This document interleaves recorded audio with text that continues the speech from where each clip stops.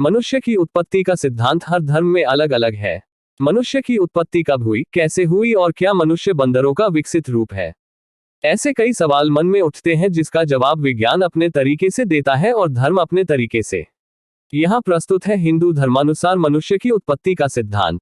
हिंदू धर्म अनुसार मानव किसी भी प्रकार के बंदर का विकसित रूप नहीं है।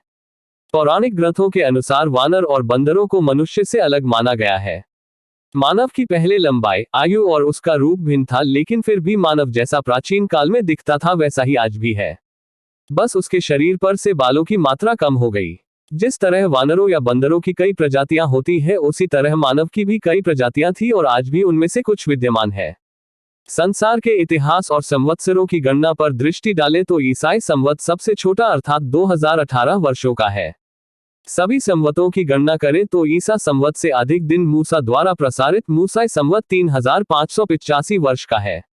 इससे भी प्राचीन संवत युधिष्ठिर के प्रथम राज्यारोहण से प्रारंभ हुआ था। उसे 4172 वर्ष हो गए हैं। इससे पहले कलियुगी संवत शुरू 5117 वर्ष पहले शुरू हुआ। इब्रानी संवत के अनुसार 6029 वर्ष हो चुके हैं। इजिप्शियन संवत 28669 वर्ष, फिनिशियन संवत 30087 वर्ष। ईरान में शासन पद्धति प्रारंभ हुई थी, तब से ईरानियन संवत चला और उसे अब तक 1,89,995 वर्ष हो गए। ज्योतिष के आधार पर चल रहे चाल्डियन संवत को 2,15,87,000 वर्ष हो गए। खताई धर्म वालों का भी हमारे भारतीयों की तरह ही विश्वास है कि उनका आविर्भाव आदिपुरुष खता से हुआ।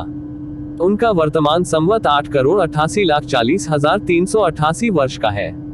चीन का संवत जो उनके प्रथम राजा से प्रारंभ होता है वह और भी प्राचीन 9,60,02,516 वर्ष का है। अब हम अपने वैवस्तु मनु का संवत लेते हैं जो 14 मनवंतरों में से एक है। उससे अब तक का मनुष्य उत्पत्ति काल 12,05,33,117 वर्ष का हो जाता है, जबकि हमारे आदि ऋषियों ने किसी भी धर्मानुष्ठान और मांगलिक कर्मकांड के अवसर पर जो संकल्प पाठ का नियम निर्धारित किया था और जो आज तक जो का त्यों चला आता है, उसके अनुसार मनुष्य के आविर्भाव का समय 1,97,29,449 वर्ष होता है, जबकि 1,96,08,53,118 वर्ष पहले सृष्टि की उत्पत्ति हुई थी। पुराणों में सृष्टि उत्पत्ति को बहुत विस्तार से बताया गया है।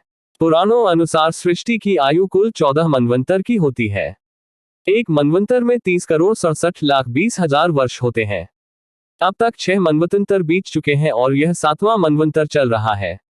इस तरह 6 मनवंतर में 1,84,03,20,000 होते हैं। 7वें मनवंतर की 27 चतुर्युगी बीत चुकी है और यह 28वीं चतुर्युगी चल रही।